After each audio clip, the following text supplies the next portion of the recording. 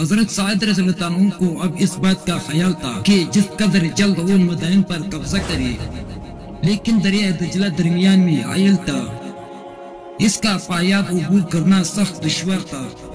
ایرانیوں نے بیرا شہر سے بھگتے ہوئے پل کو بالکل مسمار کر دیا تھا، دور دور تک کوئی کشتی بھی نہیں چوری تھی۔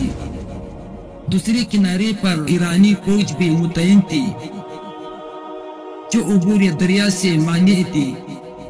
دوسرے روز حضرت سعد رضی اللہ عنہ نے گھوڑے پر سوار ہو کر اور تمام فوج کی کمر بندی کرا کر فرمایا کہ تم میں کون سا ایسا بہادر سردار ہے جو اپنی جماعت کے ساتھ اس بات کا وعدہ کرے کہ وہ ہم کو دریا کے عبور کرنے والے دشمن کے حملے سے بچائے گا۔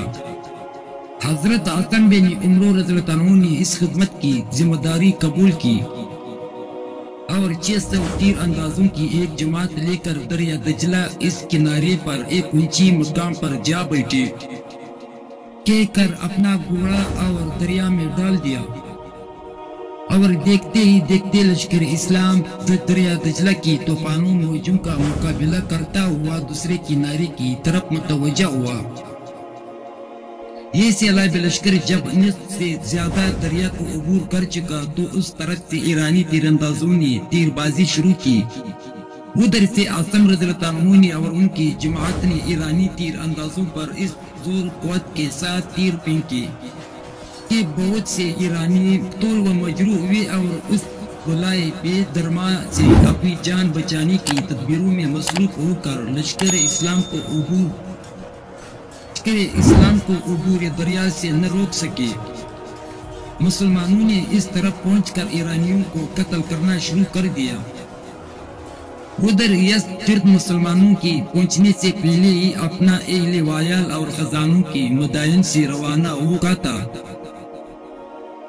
تاہم کسریٰ ابیض شاہی محل اور دارالسلطنت میں مال و دولت کی کمی نہ تھی۔ اسلامی لشکر کی دریا کے عبور کر لینے کا حال سن کر یزد بھی مدائن سے روانہ ہو گیا تھا۔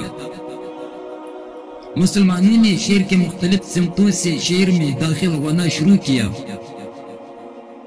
خود باشندگان شہر شاہی محلات کے لوٹ مارا مسلمانوں کے پہنچنے اور شہر میں داخل ہونے سے پہلے شروع کر دی تھی۔ حضرت سعد رضی اللہ عنہ کسریٰ ابیض میں داخل ہوئے اور ان کی زبان سے بے اختیار آیاتیں نکلے۔ زہیر بن حیوات کو ایرانیوں کے تعاقب میں نہرو کی جانب روانہ کیا گیا۔ مال غنیمت کی فراہم کرنے پر عمرو بن مقرن کو اور اس کی تقسیم پر سلیمان بن ربیعہ پائلی کو مامور کیا گیا۔ مال غنیمت میں شہنشاہ ایران کی بہت سی نادر روزگار چیزیں مسلمانوں کی آئی، چاندی، سونے اور جواہرات کی مورتی، کسریٰ کا شاہی لباس، اس کا زرنگار تاج، وہ سب جمع کر کے دربار خلافت کو روانہ کر دی۔ جب یہ تمام چیزیں مدینہ منورہ میں پہنچے تو لوگ دیکھ کر حیران ہو گئے۔ حضرت عمر فاروق رضی اللہ عنہ نے ان تمام سامان و اسباب کو لوگوں میں تقسیم کر دیا۔ حضرت سعد رضی اللہ عنہ نے مدائن پر قابض و متصرف ہو کر اپنے اہل لشکر کے اہل وایال کو قادسیہ سے بلایا اور شاہی ایوانات کو لوگوں میں تقسیم کر دی، جن میں انہوں نے اپنے اہل وایال کو ٹھہرایا۔ جب مدائن پر مسلمانوں کا قبضہ ہو گیا تو یزد مدائن سے بھاگ کر مقام علوان میں مقیم ہوا۔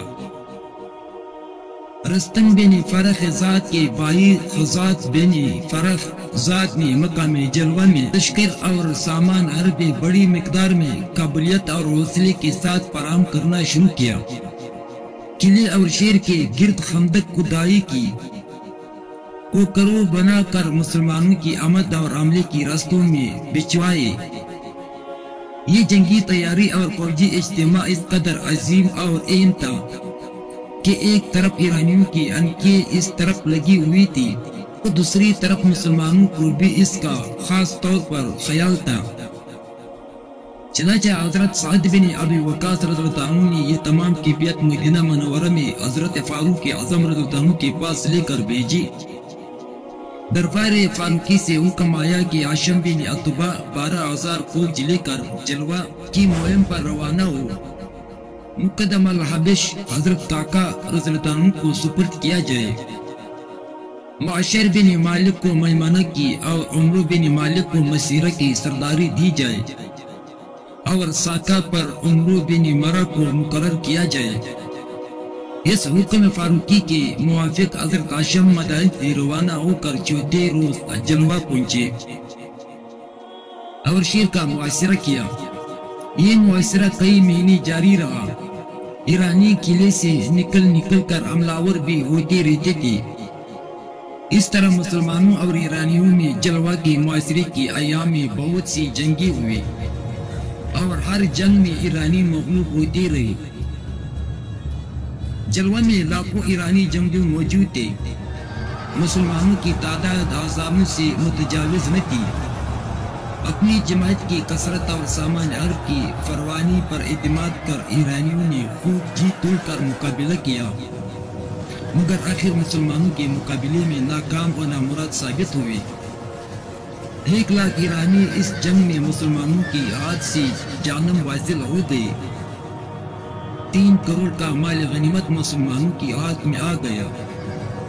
یزدجرد نے علوان میں جب جلوہ کے ثبوت کا حال سنا تو وہ علوان نہ ٹھہر سکا، وہاں سے بھاگ کر رے کی جانب روانہ ہوا اور علوان میں خسرو شنون ایک مناسب جنگی جماعت کے ساتھ جڑ گیا۔ حضرت کاکا رضی اللہ عنہ معرکہ جلوہ کے بعد مقام علوان کی طرف روانہ ہوئے۔ خسرو شنون نے علوان سے نکل کر مقابلہ کیا، مگر شکست کھا کر بھاگا اور کاکا رضی اللہ عنہ نے علوان پر قابض ہو گیا۔ حضرت صدر رضی اللہ عنہ نے ان فتوحات کے بعد مال غنیمت کا خمس اور فتح کو خوشخبری حضرت زیاد رضی اللہ عنہ کے ہاتھ حضرت عمر فاروق رضی اللہ عنہ کی خدمت میں بھیجی اور ملک ایران میں آگے بڑھنے کی اجازت طلب کی۔ حضرت زیاد رضی اللہ عنہ یہ مال غنیمت لے کر شام کے وقت مدینہ منورہ میں داخل ہوئے۔ فاروق اعظم رضی اللہ عنہ نے فتوحات کا حال سن کر لوگوں کو جمع کیا اور زیاد کو حکم دیا کہ اب ان سب کو وہ حالات جو مجھ کو سنا چکے ہو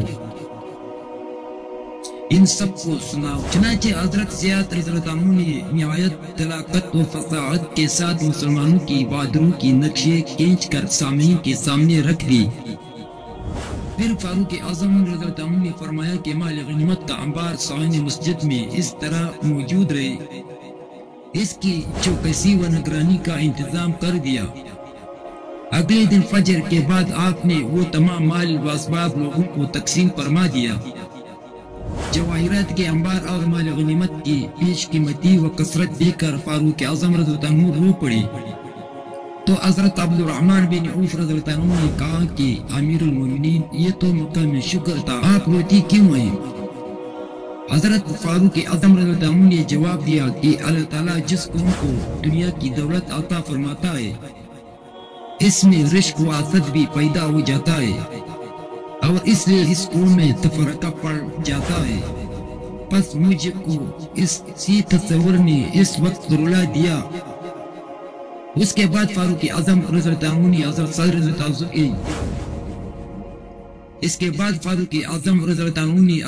رضی اللہ عنہ کے جواب میں ان کے پاس حکم بھیجا کہ مسلمانوں کے بہن چاہو بات برداشت کیے، ابھی چند روز اپنی لشکر کو آرام کرنے کا موقع دو۔